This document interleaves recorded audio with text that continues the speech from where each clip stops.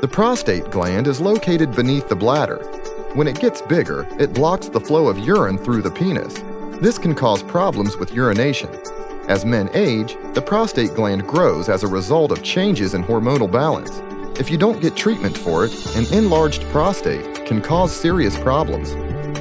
Benign prostatic hyperplasia, an enlarged prostate, is the most common age-related health issue in elderly men. In fact, it's the most common neoplasia in humans worldwide. Prostate growth can cause frequent visits to the bathroom, difficulty controlling the urge to urinate, frequent nighttime urination that can affect proper sleep, slow urinary stream, difficulty emptying the bladder, pain with urination, and increased risk of urinary infection, all of which can lead to bladder and kidney damage. Prostate growth patterns in adult men can vary significantly.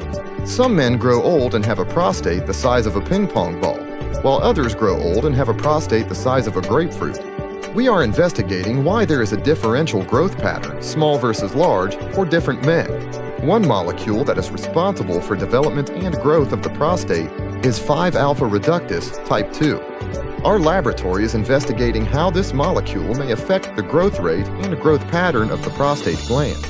Our studies have shown that epigenetics, which are environmental or societal factors that cause changes in gene expression after birth, can regulate 5-alpha reductase 2. We hypothesize that this epigenetic regulation may account for the differential growth of the prostate in different men. When this gene 5-alpha reductase 2 is turned off, the man's prostate goes from an androgenic melia to an estrogenic melia.